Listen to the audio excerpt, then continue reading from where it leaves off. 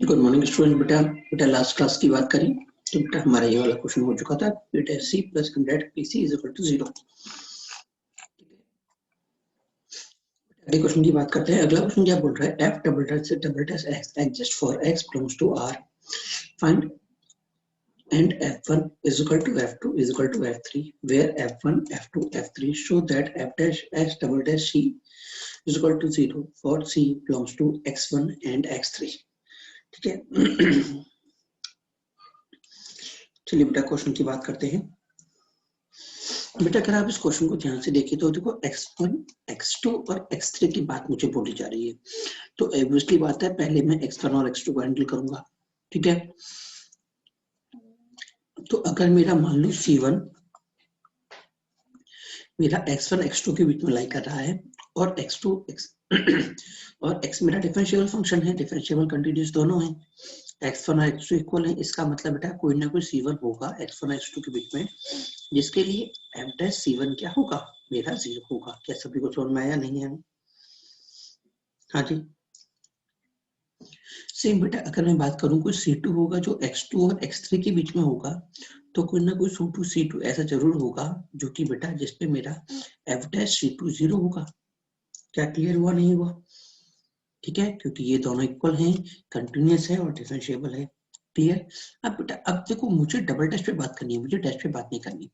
तो अगला फंक्शन बेटा मेरे पास ये दोनों होगा, मतलब सी डैश मेरा फंक्शन कंटिन्यूअस है और डिफरेंशिएबल है c1 से c2 के बीच में, है कि नहीं है? और दोनों की वैल्यू इक्वल टू 0 है। क्लियर हुआ नहीं हुआ? इसका मतलब सी डैश c1 और सी डैश c2 के बीच में कोई ना कोई c ऐसा मिलेगा ही मिलेगा, जिसके लिए सी डबल डैश सी क्या होगा मेरा, एफ डबल डैश सी क्या होगा मेरा, 0 हो जाएगा। हो गया प्रूफ। क्लियर? चलिए बेटा अगली थ्योरम, बेटा इस चैप्टर की last theorem, Lagrange mean value theorem, but सबसे इंपॉर्टेंट, वेरी वेरी इंपॉर्टेंट। ठीक है बेटा, लैग्रांज का ये मॉडिफाई वर्जन है, रोज थ्योरम का ये मॉडिफाई वर्जन है, मतलब हम चाहें तो इससे बेटा रोज थ्योरम को प्रूव कर सकते हैं। ठीक है, क्लियर सभी को? चलिए बेटा स्टेटमेंट की बात करते हैं। बेटा स्टेटमेंट आपको क्या दे रखा है, for any function y is equal to F X in A to B two condition satisfy, अगर दो कंडीशन सेटिस्फाई होती हैं, पहली फंक्शन मेरा कंटिन्यूअस है, दूसरा फंक्शन मेरा डिफरेंशिएबल है। ठीक है, तो मैं बोलूंगा कि a से लेके b के बीच में कोई ना कोई c एडजस्ट करेगा, f डैश c एडजस्ट करेगा such that F B minus F A upon B minus A होगा ही होगा। हाँ जी, अगर आप रोज थ्योरम को देखते हैं तो बेटा रोज थ्योरम में F B is equal to F A था, याद है, और F B is equal to F A होते ही बेटा ये दोनों मेरे इक्वल होते बेटा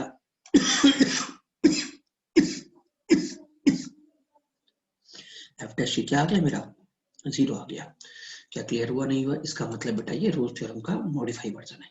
ठीक है, इससे आप रोज थ्योरम को भी प्रूव कर सकते हैं। ठीक है ना? ज्योमेट्रिकल मीनिंग क्या है बेटा? ज्योमेट्रिकल मीनिंग ये है कि सिंपल सा अगर मेरे पास कोई कर्व है जो कि डिफरेंशिएबल है और कंटिन्यूअस है, इसका मतलब डिफरेंशिएबल मतलब इस तरह से नहीं है, जैसे ये हो गया, अब ये इस पॉइंट पे नॉन डिफरेंशिएबल हो गया। ठीक है, या ऐसे हो गया, ये इस पॉइंट पे नॉन डिफरेंशिएबल हो गया।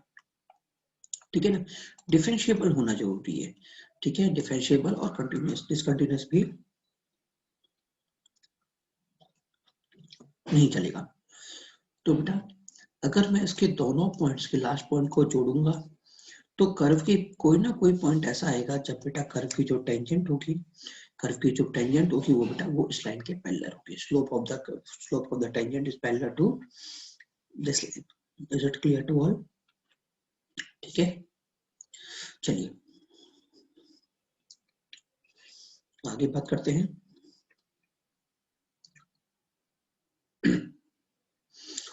रोज theorem can be proved by LMVT. मैंने बोला था कि रोज थ्योरम को हम लैग्रांज मीन वैल्यू थ्योरम से प्रूव कर सकते हैं। ठीक है, if question is demanding by LMVT always use, बेटा अगर कभी भी आपका examiner question mean value theorem से प्रूव करने की बोल रहा है तो बेटा आपको लैग्रांज मीन वैल्यू थ्योरम को प्रेफरेंस ज्यादा देनी है, ध्यान रखिएगा। क्योंकि ये लगभग सभी को एक तरह से एनालाइज सॉल्व कर सकती है। ठीक है, अब बात करते हैं इन क्वेश्चन टाइप एक question of value C between A to B always use LMVT. ध्यान रखिए बेटा, फिर से इंपॉर्टेंट, अगर कभी भी ऐसा क्वेश्चन आ रहा है कि आपको दिया हुआ है कि भैया कोई value C between A to B के लिए मुझे क्वेश्चन निकालना है, तो बेटा आपको तुरंत एलएमबीटी यूज करनी है, क्योंकि रूल्स होगा तो भी बेटा वो एलएमबीटी के थ्रू इजीली प्रूफ हो जाएगा। क्लियर? जैसे लिखा हुआ है फाइंड सी बाय एलएमबीटी। ठीक है, तो बात कर लेते हैं। पहला देखते हैं बेटा, साइन मेरा कंटिन्यूअस, लॉग मेरा कंटिन्यूअस, तो कंटिन्यूअस में कंटिन्यूअस, पूरा फंक्शन कंटिन्यूअस, डिफरेंशिएट किया। हाँ जी, हाँ बेटा एक बात तो ध्यान रखिएगा, ये कंटिन्यूअस मैं तभी ले रहा हूँ, ये इसके डोमेन में तभी ले रहा हूँ जब जहाँ पे वैल्यू मुझे फर्स्ट क्वाड्रेंट दे रखी है। फर्स्ट क्वाड्रेंट में इस क्वाड्रेंट के लिए साइन पॉजिटिव भी होता है और नॉन जीरो भी होता है इस जोन में, पाई/6 से लेके 5π/6 तक। क्लियर? हाँ जी, डिफरेंशिएट किया तो मुझे क्या मिला, कॉटेक्स बेटा पाई/6 से 5π/6 तक क्या होता है, डिफाइन होता है। ठीक है ना, क्या होता है, डिफाइन होता है, क्योंकि अनडिफाइंड जीरो पे होता है, जीरो तो इंटरवल में ही नहीं है। क्या सभी को समझ में आया? हाँ जी, इसका मतलब कंटिन्यूअस भी है, डिफरेंशिएबल भी है, इसका मतलब एलएमबीटी अप्लाई हो सकती है। तो मैं क्या बोलूंगा, F dash C is equal to F of 5π/6 minus F of π/6 upon 5π/6 minus 5/6। ठीक है, वैल्यू डाल दें। तो बेटा अगर आप ध्यान से देखें तो साइन 5π/6 और साइन π/6 दोनों बराबर होते हैं, बराबर होते बेटा दोनों कट गए, बेटा मुझे क्या मिल गया, cot c is equal to 0, that is c is equal to π/2। ठीक है, और अगर आप ध्यान से देखें तो बेटा π/2 मेरा इसी डोमेन में लाई करेगा। क्या सभी को समझ में आया, नहीं आया? चलिए अगले क्वेश्चन की बात करते हैं।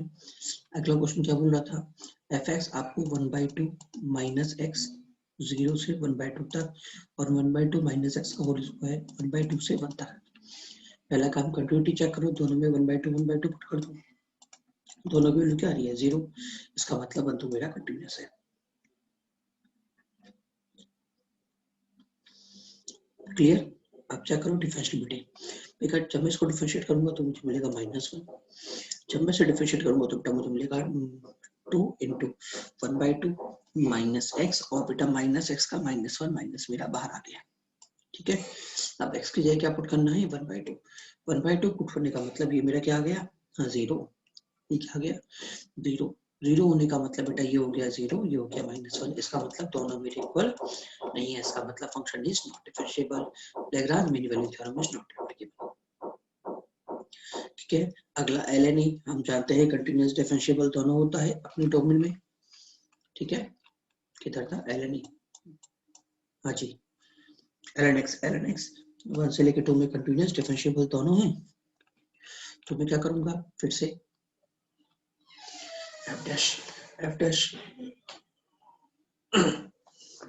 डैश की कोई ना कोई ऐसा मेरे पास होगा जो इसके लिए लाई करेगा, है ना। तो बेटा f(2) minus f(1) upon 2 minus 1।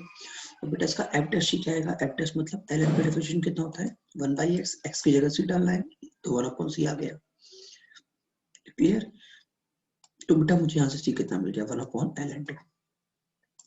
और बेटा मैं इसको क्या बोल सकता हूँ, इसको बोल सकता हूँ log c is equal to log e base 2, base change theorem. कौन सी बेटा, बेस चेंज थ्योरम। ठीक है, चलिए अगला क्वेश्चन बेटा आपके सामने है। 1 मिनट मैं आपको पढ़ने का टाइम दे रहा हूँ, एक बार आप इसे पढ़िए।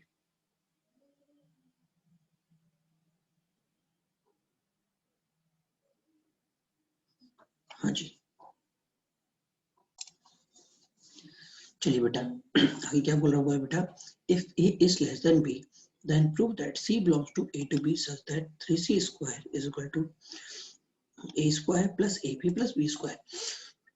बेटा अगर आप ध्यान से देखें तो बेटा एक तरफ तो मुझे c दे रखा है और बेटा एक तरफ बेटा मुझे a b और b दे रखा है। इसका मतलब बेटा आप ये बोल सकते हैं कि ये वाला जो फंक्शन है मेरे पास जो फॉर्म होती है f dash c is equal to f of b minus f of a upon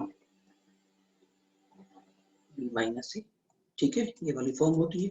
अब देखो बेटा मैंने आपसे कहा था कभी भी अगर आपके पास ये वाली स्टेटमेंट आता है C belongs to A to B, याद है, तो आपको तुरंत LMVT सोचना है, बोला था। तो पहली बात तो अब बेटा अगर ये लिखा है तो इसका मतलब LMVT सोचना है। LMVT का मतलब ये वाली फॉर्म, बेटा इस वाली फॉर्म में C इस तरफ होता है जो कि आपको ये दे रखा है। इसका मतलब बेटा जो ये लिखा हुआ है ये एक्चुअल में F डैश ही लिखा हुआ है। अगर बेटा ये F डैश C है तो आप मुझे बताओगे कि मेरा F डैश क्या होगा, मेरा fx हो जाएगा x क्यूब। क्या मेरी बात समझ में आई? हाँ जी, x क्यूब कंटिन्यूअस भी है, डिफरेंशिएबल भी है, LMVT एप्लीकेबल होगा। इसका मतलब मुझे क्या मिलेगा, 3c square is equal to b cube minus a cube upon b minus a। Factor कर दूं बेटा, मुझे इधर से मिल गया b square plus ab plus b square. क्या सभी को समझ में आया? हाँ जी, क्लियर टू ऑल? ठीक है, चलिए अगला क्वेश्चन देखिए। अगला क्वेश्चन लिखा हुआ बेटा, by LMVT show that tan inverse x minus tan inverse y is less than equal to mod में x माइनस y। ठीक है, पहली बात x माइनस y नीचे आ गया तो बेटा सर मेरा बना गया। ठीक है, अब बेटा अगर आप ध्यान से देखें तो बेटा आपको विजिबल हो जाएगा कि ये मेरा F B minus F A upon B minus A लिखा हुआ है। ठीक है, और इस टाइप के सीज, अब देखो हमने ये वाला क्वेश्चन डिफरेंशिएशन के एफ डैश के अंदर भी क्या था, आपको याद है, डिफरेंशिएशन में आज लिमिट लगा के। ठीक है, हाँ उससे भी हो सकता है, बट यहाँ पे लिखा हुआ है LMVT के थ्रू सॉल्व करो, तो बेटा हम इसको LMVT के थ्रू भी सॉल्व कर सकते हैं। ठीक है, कैसे, इस बार बेटा फंक्शन क्या होगा बेटा, मेरे पास tan इनवर्स x होगा, तो f डैश कितना हो गया 1 upon 1 plus x square is equal to x से y के बीच में निकालना है, x से y के बीच में tan inverse y minus tan inverse x upon y minus x। ठीक है, और बेटा ये c रहेगा, ध्यान रखिएगा क्या रहेगा ये c, क्योंकि f डैश c होता है। ठीक है, अब बेटा हम जानते हैं 1 अपॉन 1 प्लस सी स्क्वायर ऑलवेज 1 से छोटा होता है, क्योंकि x मेरा सी स्क्वायर मेरा ऑलवेज पॉजिटिव, सी स्क्वायर मेरा ऑलवेज पॉजिटिव। अब जैसे जैसे सी बड़ा होना लगेगा बेटा ये मेरा छोटा होने लगेगा, जब ये 0 होगा तो ये 1 देगा, और जब ये बढ़ेगा तो ये 1 से छोटी वैल्यू देगा, और ये इसके इक्वल। तो अगर बेटा ये मेरा 1 से छोटा या 1 के बराबर, तो बेटा इसको भी 1 के इक्वल या 1 से छोटा होना पड़ेगा। क्या समझ में आया सभी को? हाँ जी,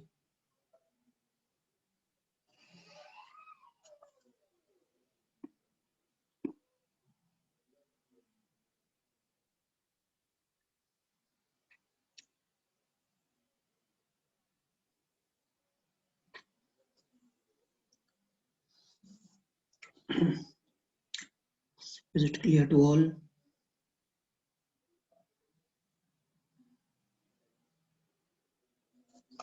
ठीक है, चलिए अगला क्वेश्चन देखते हैं बेटा। अगला क्वेश्चन बेटा आपके सामने है, मैं आपको 1 मार्क का टाइम दे रहा हूँ, आप इसे पढ़िए।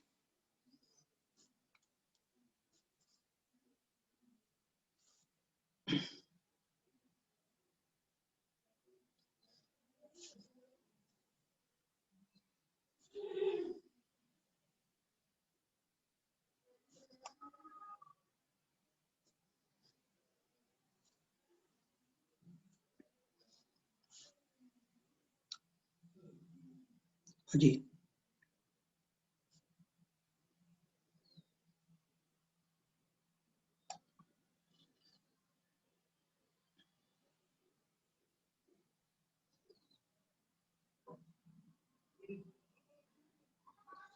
चलिए बेटा एक मिनट आपको हो गया। बेटा इसको क्या बोल रहा हुआ है, if F x is continuous in 0 to 2, differentiable in 0 to 2, f0 आपको 2 दे रखा है, f2 आपको 8 दे रखा है, f डैश x आपको लेस देन इक्वल टू 3 दे रखा है, इन 0 to 2 find value of a। बेटा सिंपल सी बात है, f1 आपको निकालना है तो f1 आपको कहीं ना कहीं चाहिएगा। ठीक है, और हम जानते हैं कि f जो 1 मुझे निकालना है, देखो f डैश मुझे दे रखा है, ठीक है, इंटरवल मुझे दे रखा है कंडीशनल इंटरवल। ठीक है ना, दोनों बॉर्डर पॉइंट्स की बेटा मुझे वैल्यू दे रखी है। ठीक है, और बीच के किसी वैल्यू को मुझे निकालना है, तो बेटा ध्यान रखिएगा, मोस्ट इंपॉर्टेंट कॉन्सेप्ट आपको बता रहा हूँ यहाँ पे, कि अगर कभी भी ऐसा हो तो बेटा अपने इंटरवल को तोड़ दो। अपने इंटरवल को तोड़ दो 0 से लेके 1 तक और फिर 1 से लेके 2 तक, क्योंकि आपको 1 निकालना है। आप क्लियर हुआ नहीं हुआ? जैसे मान लो जब मैं 0 से लेके 1 तक तोड़ूंगा तो मुझे क्या मिलेगा, f1 minus f0 upon 1 minus 0। अब ये तो मेरा 3 से छोटा, मतलब 3 से छोटा, तो बेटा यहाँ से मुझे क्या मिलेगा कि f1 मेरा 5 से छोटा होगा। क्या क्लियर हुआ नहीं हुआ? हाँ जी, ठीक है। अच्छा, जब मैं 1 से 2 में निकालूंगा तो मुझे क्या मिलेगा, f2 minus f1 upon 2 minus 1 is less than equal to 0। तो बेटा यहाँ से मुझे मिलेगा f1 is greater than equal to 5। जब मैं दोनों को यूज करूंगा तो मुझे क्या मिल गया, f1 इज इक्वल टू 5। क्या क्लियर हुआ नहीं हुआ? हाँ जी, कितना मिल गया, f1 इज इक्वल टू 5। अगर ये 5 नहीं होता तो बेटा आपको f1 के लिए कोई कंडीशन मिल जाती कि f1 यहां से लेके यहां तक बिलोंग करता है। ठीक है, चलिए अगले क्वेश्चन की बात करते हैं। अगला क्वेश्चन आपके सामने ये रहा, एक 30 सेकंड दे रहा हूं पढ़ने के लिए आपको, पढ़िए।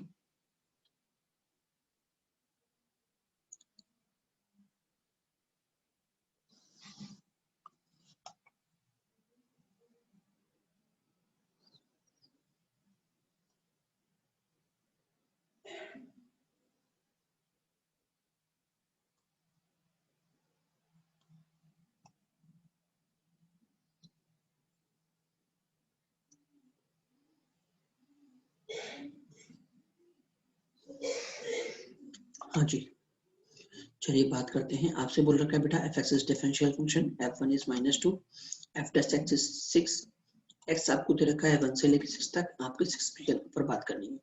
कोई दिक्कत नहीं है, f1 आपको दे रखा है तो कंडीशन लगा देते हैं। f test x is equal to f6 minus f1 upon 6 minus 1 is greater than equal to 2। बेटा सिंपलीफाई किया, आपका पहला आंसर आ गया ए। बहुत लॉलीपॉप क्वेश्चन था। अगला क्वेश्चन देखिए, आपको tan x निकालना है by LMVT for x belongs to 0 to pi. बेटा अगर आप ध्यान से देखें तो बेटा अगर मैं इसको नीचे भी लेके जाता हूँ तो tan x अपॉन x होगा, और जो मेरे पास फॉर्म होती है वो क्या होती है बेटा, मेरे पास फॉर्म होती है बेटा F A minus F B upon F A minus F B minus F A upon B minus A. ठीक है, तो बेटा अभी मेरे पास ऐसा कुछ भी नहीं दे रखा, दे रखा है क्या? हाँ जी, ठीक है, तो बेटा मैं अपनी तरफ से मुझे कुछ लेना पड़ेगा। अगर मैं x को 0 रखता हूँ तो बेटा मेरा tan भी 0 होता है, तो मैं बोल सकता हूँ tan x minus 0 upon x minus 0 is greater than equal to 1। ठीक है, अब बेटा ऑब्वियसली बात है, फंक्शन क्या मानूंगा, tan x को। ठीक है ना? हाँ जी, तो बेटा इससे मुझे क्या हेल्प मिली कि मुझे फंक्शन क्या मानना है। अब मेरे पास function tan continuous and differentiable, हाँ जी, इस डोमेन में। ठीक है, तो एफ टेस्ट कितना हो जाएगा, सेक स्क्वायर सी। बेटा सेक स्क्वायर सी मेरा ऑलवेज 1 से बड़ा होता है, 0 से लेके पाई के बीच में। ये 0 लिखा हुआ इंप्रूव कर लीजिएगा सर, 1 से बड़ा कैसे, आपको पता होगा सेक की डोमेन मेरी माइनस इनफाइनाइट से -1 यूनियन 1 से इंफिनिटी होती है। ठीक है, और जब मैं नेगेटिव करूंगा, ठीक है, जब मैं नेगेटिव करूंगा तो बेटा ऑब्वियसली बात है कि मुझे स्क्वायर करूंगा तो मुझे नेगेटिव नहीं मिलेगा, और अगर ये इसके बराबर है तो बेटा इसको भी 1 से बड़ा होना पड़ेगा। ठीक है, आपका हो गया प्रूफ।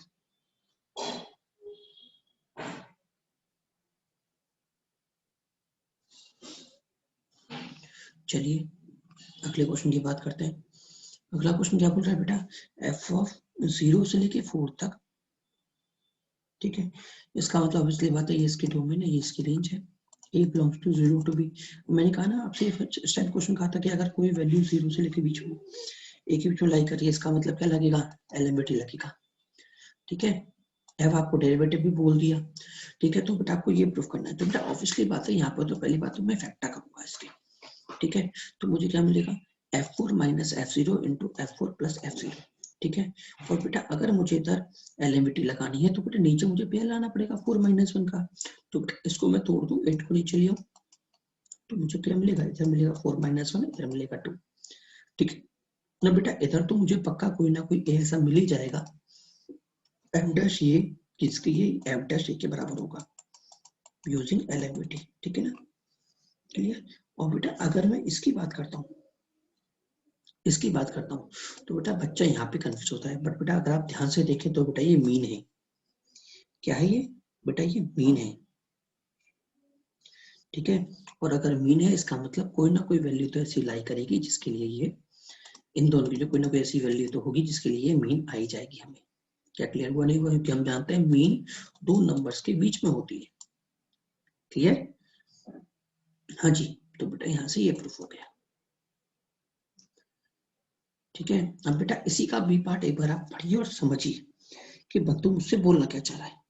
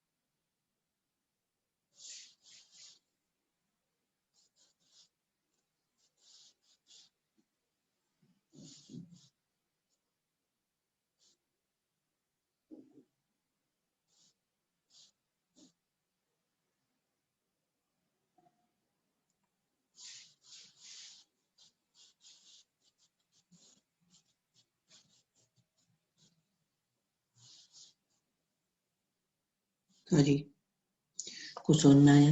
बेटा देखिए, अगर मैं बोलूं कि अल्फा और फॉर ऑल अल्फा और beta where alpha belongs to 0, beta alpha greater than 0, beta greater than alpha, or 2 greater than beta, such that integration 0 to 4 ft dt is equal to 2 alpha f alpha square plus beta f beta square.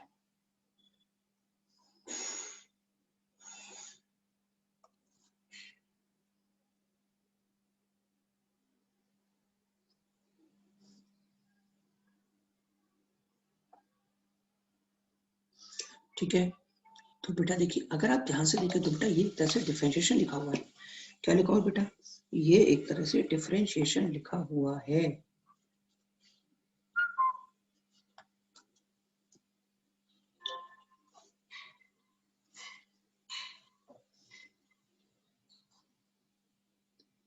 हाँ बेटा, differentiation का मतलब समझ गए आप? अब बेटा ये डिफरेंशिएशन किसका लिखा हुआ, अगर आप ध्यान से देखें तो मैं क्या बोल सकता हूँ? देखो, ये एक तरह से अगर आप इसको ध्यान से देखें तो बेटा ये लिखा हुआ है इस चीज का डिफरेंशिएशन।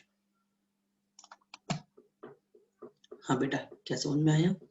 वैसे अगर आप पूरे को देखें तो बेटा उस पूरे को भी लिख सकते हैं, अगर इसका नीचे से अल्फा से दोनों तरफ वेरिएबल लगा दें, दोनों तरफ वेरिएबल लगा दें, ठीक है, मतलब दोनों तरफ स्क्वायर लगा दें। बट अगर मैं दोनों तरफ अल्फा स्क्वायर और बीटा स्क्वायर डाल दूंगा तो भैया जैसे अभी हम इसको डिफरेंशिएट करेंगे तो मुझे क्या मिलेगा? इसका डिफरेंशिएट मिलेगा F x square plus 2x मिलेगा। ठीक है, बट अगर मैं अल्फा और बीटा स्क्वायर दोनों तरफ डाल देता हूँ तो अल्फा और बीटा स्क्वायर होने का मतलब ये है कि भैया वो दोनों कांस्टेंट है, कांस्टेंट होते वो जीरो कर देगा। ठीक है, इसलिए मतलब मुझे मजबूरन यही फॉर्म लेनी पड़ेगी। Okay okay okay, but sir इसको अगर मैं करूंगा तो सिर्फ सिर्फ ओनली अल्फा आएगा, तो मैं क्या मना कर रहा हूँ अल्फा आएगा, तो इस फंक्शन को तोड़ दो, फंक्शन को तोड़ दो, एक बार अल्फा तक एक बार बीटा तक, एक बार अल्फा तक निकाल लो एक बार बीटा तक निकाल लो, दोनों को ऐड कर दो तो आपको ये वाली फॉर्म एक तरफ मिल जाएगी। क्लियर? उसके बाद आप देखिएगा लेफ्ट हैंड पे आपको क्या मिलता है।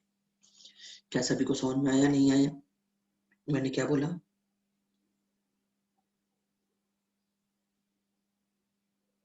हाँ जी,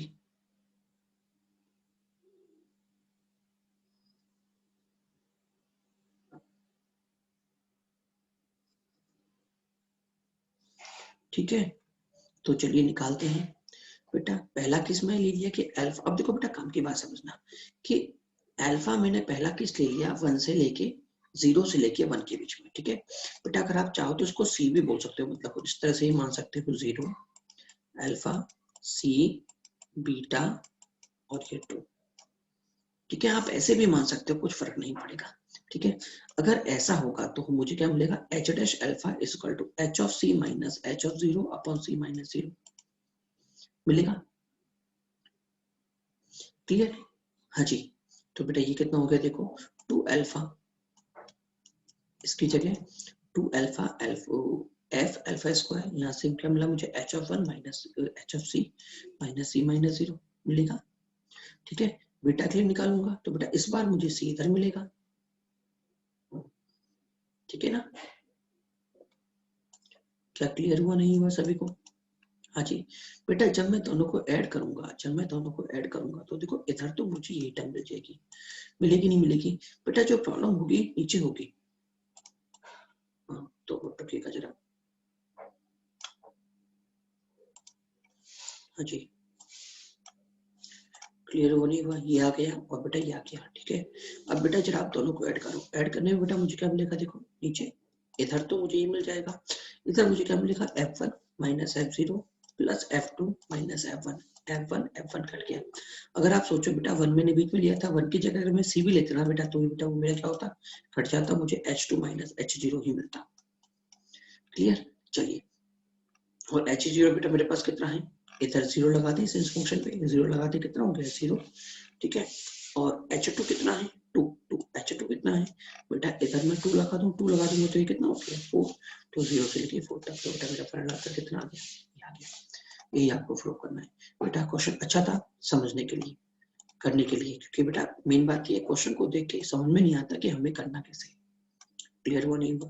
तो बेटा यहाँ पे हमने क्या एक नया कॉन्सेप्ट सीखा कि अगर कभी भी इस तरह का फंक्शन दे रखा है, ठीक है, तो आप चाहो तो बीच में एक नया नंबर भी इंट्रोड्यूस कर सकते हो। प्रयास करो कि वो कांस्टेंट टेस्ट पर तो ज्यादा बेटर रहेगा, 0 से लेके अल्फा, ठीक है, बजाय सी के, क्योंकि बेटा सी में सिंप्लीफिकेशन में टाइम खराब होता है। इससे बेटर क्या है, 0 से अल्फा ले लो, 0 से लेके 1 तक, और बीटा ले लो, क्योंकि मुझे तो ये कंडीशन, क्योंकि ये जो कंडीशन है ये अभी भी फुलफिल हो रही है, मुझे अल्फा को बीटा से छोटा रखना है जो अभी भी फुलफिल हो रहा है।